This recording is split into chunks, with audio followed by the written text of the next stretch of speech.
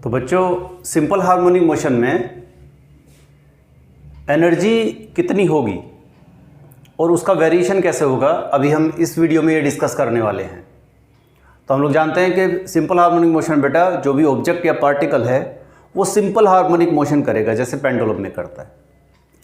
तो जब body move करेगी तो उसमें काइनेटिक और पोटेंशियल एनर्जी होगी, और इन दोनों का वेरिएशन कितना होगा, ये काइनेटिक और पोटेंशियल एनर्जी होंगी कितनी, यही हम इस वीडियो में डिस्कस करने वाले हैं। तो शुरू करते हैं बेटा पोटेंशियल एनर्जी से। तो कोई भी बॉडी जब सिंपल हार्मोनिक मोशन करेगी तो आप समझ सकते हो बेटा उसमें एक रिस्टोरिंग फोर्स लगेगा, F is equal to minus k x, जो टूवर्ड्स द मीन पोजिशन होता है हमेशा। तो अगर अब जैसे मान लीजिए हम यहाँ पेंडुलम को डिस्कस करें तो बेटा किसी भी पोजीशन पे इसका जो रिस्टोरिंग फोर्स होगा F is equal to minus k x, minus का मतलब टुवर्ड्स द मीन पोजीशन है। तो बेटा अगर मैं इस पार्टिकल को किसी भी टाइम पे, सपोज करें पार्टिकल यहाँ होता, मैं इसको अगेंस्ट द रिस्टोरिंग फोर्स अगर डिस्प्लेस करना चाहता हूँ तो मुझे वर्क करना पड़ता, अपने आप तो जाएगा नहीं। देखिए रिस्टोरिंग फोर्स लग रहा है इस तरफ, अगर मैं पार्टिकल को उधर ले जाना चाहता हूँ तो मुझे थोड़ा सा वर्क करना पड़ेगा उस पार्टिकल को अगेंस्ट द रिस्टोरिंग फोर्स ले जाने के लिए। तो अगर मैं dx डिस्प्लेसमेंट उसको शिफ्ट करूं तो बेटा कितना वर्क करूंगा, work is equals to F applied into dx। Applied force मुझे उतना ही लगाना पड़ेगा जितना रिस्टोरिंग फोर्स अंदर की तरफ लग रहा है। तो बेटा F अप्लाइड हो जाएगा हमारा kx, डिस्प्लेसमेंट हमने किया है dx, तो kx dx हो गया ये work done for moving a particle against the restoring force for small displacement dx। अगर आप जीरो से लेके मैक्सिमम यानी लेट अस से x तक आप लेके जाना चाहते हो तो कितना वर्क करना पड़ेगा, इसी वर्क को इंटीग्रेट कर दो जीरो से x तक। तो आप जब इसको देखोगे k तो कांस्टेंट है बेटा, x का इंटीग्रेशन x स्क्वायर बाई 2 होगा तो हाफ के एक्स स्क्वायर आया, और यही वर्क है जो एक्सटर्नल फोर्स ने या अप्लाइड फोर्स ने वर्क किया है। This work is stored as potential energy. तो पोटेंशियल एनर्जी कितनी हो गई, हाफ के एक्स स्क्वायर। तो इसका मतलब ये हुआ बेटा कि पोटेंशियल एनर्जी डिस्प्लेसमेंट पे डिपेंड कर रही है। आप देखेंगे अगर मीन पोजीशन पे निकालें तो मीन पोजीशन पे x इज इक्वल्स टू 0 हो जाएगा, और x 0 हो गया तो पोटेंशियल एनर्जी भी 0 हो गई। देखो x की वैल्यू 0 पुट कर दो। इसी तरह से एक्सट्रीम पोजीशन पे देखिए पेंडुलम में इस तरफ प्लस, एक्सट्रीम पोजीशन पे मतलब एम्पलीट्यूड हो जाएगा बेटा, दैट इज r, और इधर भी r, लेकिन एक तरफ प्लस में और दूसरे माइनस में। तो प्लस आर या माइनस आर के लिए पोटेंशियल एनर्जी क्या होगी, आर का मतलब बेटा एम्पलीट्यूड से है यहाँ, तो पोटेंशियल एनर्जी हो जाएगा बेटा half k r square, minus में भी होगा तो स्क्वायर करोगे तो बेटा आर स्क्वायर ही बचेगा। तो बेटा ये मीन पोजीशन और एक्सट्रीम पोजीशंस की पोटेंशियल एनर्जीज हो गई।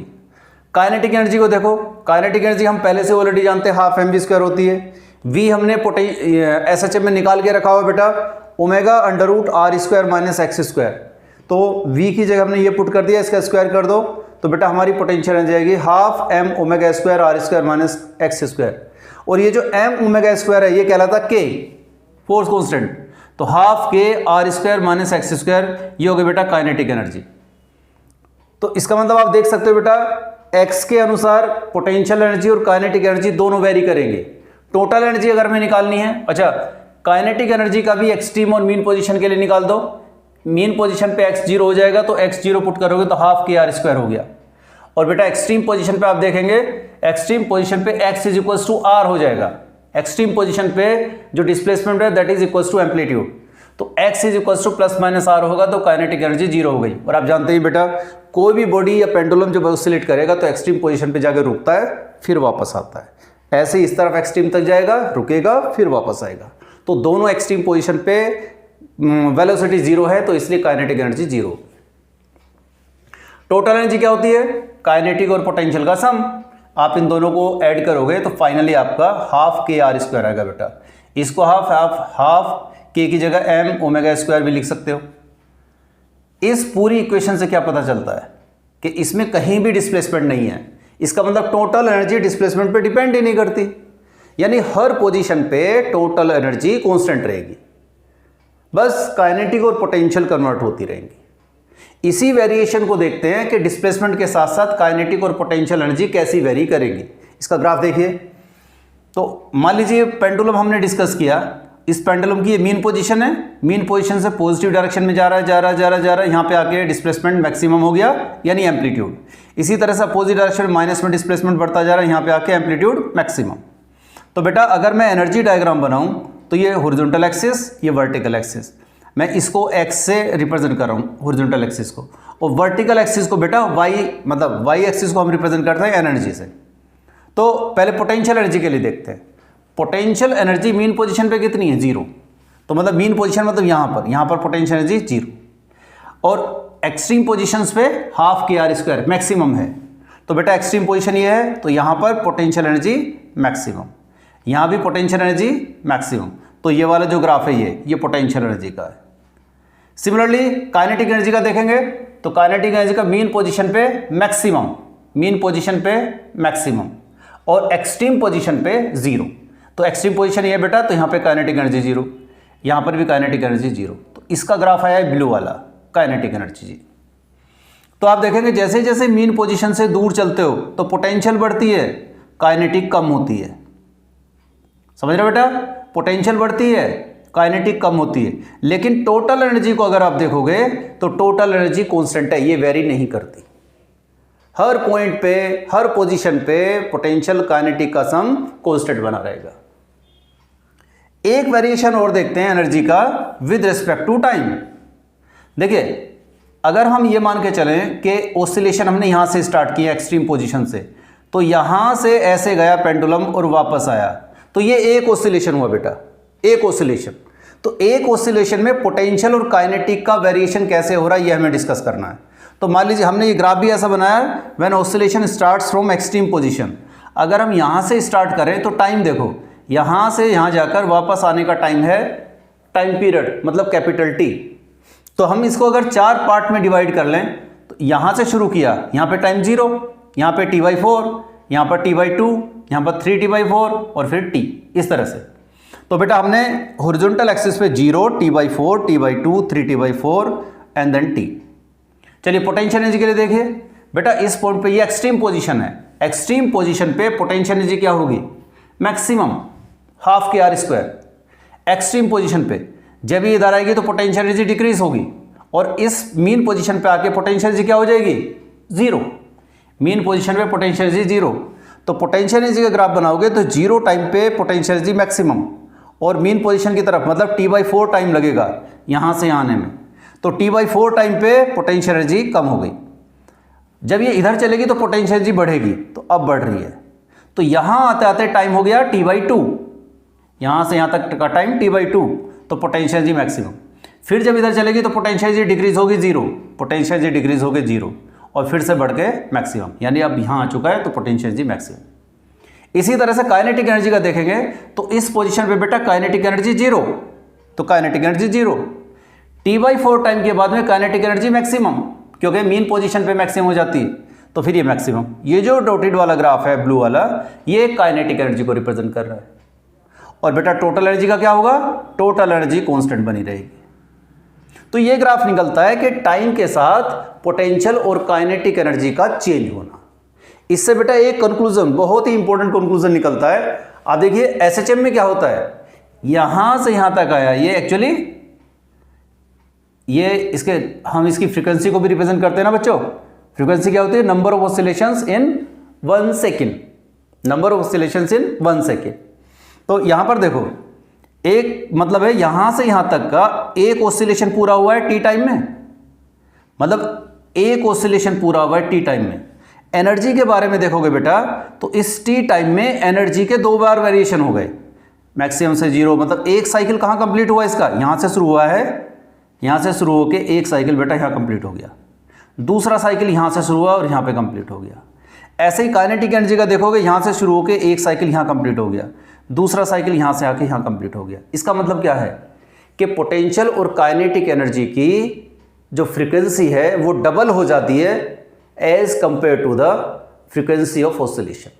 सोचो अगर फ्रीक्वेंसी ऑफ ऑसिलेशन 50 दे रखी है तो हम कहेंगे काइनेटिक और पोटेंशियल एनर्जी की जो फ्रीक्वेंसी होगी वो 100 होगी, मतलब काइनेटिक की भी एनर्जी फ्रीक्वेंसी 100 और पोटेंशियल एनर्जी की भी फ्रीक्वेंसी 100। तो यह है बेटा variation of kinetic and potential energy with respect to ये था डिस्प्लेसमेंट और ये था विद रिस्पेक्ट टू टाइम। और सोचो अगर हमें ये बोल दे कि when oscillation starts from mean position, इसका मतलब t0 फिर आपको कहाँ लेना है, t0 लेना है यहाँ पे t इक्वल्स टू 0, और यहाँ से स्टार्ट करोगे मैक्सिमम तक जाएगा, फिर वापस, फिर इधर, फिर यहाँ। तो उस केस में क्या करोगे बच्चों, जब यहां पर हो गए, जब मीन पोजीशन पे स्टार्ट किया है तो मीन पोजीशन पे काइनेटिक एनर्जी क्या होगी, मैक्सिमम। तो ग्राफ थोड़ा सा चेंज होगा, उसी के अनुसार बनाना पड़ेगा फिर। बस वो क्या होगा, अब जैसे काइनेटिक एनर्जी का है तो काइनेटिक एनर्जी मैक्सिमम से स्टार्ट होगी, मतलब अब ये पोटेंशियल का, ये काइनेटिक का बन जाएगा बेटा, और ये वाला जो है ये पोटेंशियल एनर्जी का बन जाएगा। देखिए जैसे a particle executing SHM with amplitude A, find the displacement at which potential and kinetic energies are equal. देखो जैसे मान लीजिए पेंडुलम है बेटा, पेंडुलम ऐसे ऑसिलेट कर रहा है, यहाँ तक गया और इधर यहाँ तक आया। तो हम लोग जानते हैं एक्सट्रीम पोजीशन से अगर हम उसको छोड़ दें तो इस जगह पे वेलोसिटी 0 है, तो यहाँ पर काइनेटिक एनर्जी क्या होती है, 0। यहाँ भी काइनेटिक एनर्जी क्या होगी, 0। सबसे ज़्यादा काइनेटिक एनर्जी यहाँ होती है, काइनेटिक एनर्जी मैक्सिमम। मतलब जब यहाँ से इस तरफ चलते हो तो काइनेटिक एनर्जी बढ़ती है, जब इधर चलते हो तो काइनेटिक एनर्जी घटती है, वापस आते हो तो काइनेटिक एनर्जी बढ़ती है, इधर चलते हो तो काइनेटिक एनर्जी घटती है। इसी तरह से पोटेंशियल के बारे में सोचें, पोटेंशियल एनर्जी का क्या होता है बेटा, पोटेंशियल एनर्जी यहाँ पर होती है मैक्सिमम, और यहाँ पर पोटेंशियल एनर्जी 0, यहाँ पर पोटेंशियल एनर्जी मैक्सिमम, क्योंकि डिस्प्लेसमेंट मैक्सिमम है। अब बेटा इसको दोनों को एक साथ समझते हैं, जब आप इधर चल रहे हो तो पोटेंशियल एनर्जी मैक्सिमम से कम होती जा रही है, डिक्रीज हो रही है, पोटेंशियल एनर्जी डिक्रीज हो रही है। लेकिन बच्चों काइनेटिक एनर्जी इंक्रीज कर रही है, 0 से मैक्सिमम की तरफ जा रहे हैं तो इंक्रीज कर रही है। किसी एक पर्टिकुलर पोजीशन पे जाके पोटेंशियल एनर्जी और काइनेटिक एनर्जी इक्वल हो जाएंगे। तो हमें बताना है कि यहां से उस पोजीशन का डिस्प्लेसमेंट क्या होगा, वो x कितना होगा। अगर यहां से यहां ये जो पूरा है दिस इज एम्पलीट्यूड A, तो इसका मतलब बेटा kinetic energy is equals to potential energy होनी चाहिए। काइनेटिक एनर्जी का फॉर्मूला क्या आया था हमारा, half k amplitude square minus x square is equals to half k x square. ये पोटेंशियल एनर्जी थी हाफ के एक्स स्क्वायर, और ये थी काइनेटिक एनर्जी। आप देखेंगे तो कट ही जाएगा। So a square is minus x square is equals to x square, तो a square is equals to 2x square, x square is equals to a square by 2, x is equals to plus minus a by root 2। इसका मतलब यहां से a by root 2 इस तरफ और यहां से a बाई रूट 2 इस तरफ, ये माइनस में होगा, यहां का प्लस में होगा, तो ये माइनस a बाई रूट 2 और यहां भी a by root 2 minus plus में। तो इन दोनों पोजीशंस पे पोटेंशियल एनर्जी और काइनेटिक एनर्जी इक्वल होंगे। नेक्स्ट क्वेश्चन देखते हैं बेटा एनर्जी पे। ये एनसीईआरटी का क्वेश्चन है। A block whose mass is fasten to a spring, मतलब एक इस तरह से है, एक स्प्रिंग के साथ एक मास को ऐसे बांध दिया और ये ऐसे फ्रिक्शनलेस रोड पे रखा हुआ है इस तरह से। Spring has a spring constant of 50, तो बेटा के दे दिया है 50 newton per meter. Block is pulled to a distance x is equals to 10 centimeter, तो इसका मतलब बेटा ये एम्पलीट्यूड है, तो r is equals to 10 centimeter from its equilibrium position at x equals to 0 on a frictionless surface from rest at t equals to 0। Calculate potential kinetic and total energy of block when block is 5 centimeter away from the mean position. आपने बेटा इसको खींच दिया है यहाँ से 10 centimetre तक, मतलब ये है 10 सेंटीमीटर, ये क्या है एम्पलीट्यूड। आपसे पूछा है जब ब्लॉक यहाँ हो, मतलब यहाँ से ये डिस्टेंस 5 सेंटीमीटर हो, इसका मतलब x 5 सेंटीमीटर हो, तब पोटेंशियल एनर्जी, काइनेटिक एनर्जी और टोटल एनर्जी बताइए क्या होंगी। तो डायरेक्ट फॉर्मूला लगा सकते हैं बच्चों। मास दिया हुआ है, मास की वैसे जरूरत भी नहीं पड़ेगी इस केस में क्योंकि के डायरेक्टली दे रखा है। अब जैसे पोटेंशियल एनर्जी है, पोटेंशियल एनर्जी बेटा हाफ के एक्स स्क्वायर, तो हाफ के है 50, एक्स है 5, इसको मीटर बनाओ 0.05 का स्क्वायर, तो बेटा ये हो जाएगा 25 इंटू 0.05 इंटू 0.05, डेसिमल हटाओ तो 100, यहाँ भी हटाओ तो बेटा 100, तो 625 बाई ये हो गया 0.0625 जूल। तो ये आ गया हमारा potential energy 0.0625 joule. Kinetic energy क्या होती है बच्चों? काइनेटिक एनर्जी होती है half k amplitude square minus displacement square. तो हाफ इंटू 50 और बेटा आर 10 है तो 0.1 का स्क्वायर माइनस 0.05 का होल स्क्वायर। तो ये कितना हो जाएगा? 25 बाहर आ गया बेटा, ये 0.1 इंटू 0.1 माइनस 0.05 इंटू 0.05। इसको चेंज कर लो, डेसिमल हटाओगे 10, ये भी डेसिमल हटाओगे 10, यहाँ से डेसिमल हटाओ 100, यहाँ भी डेसिमल हटाओ 100। तो कितना आ जाएगा ये?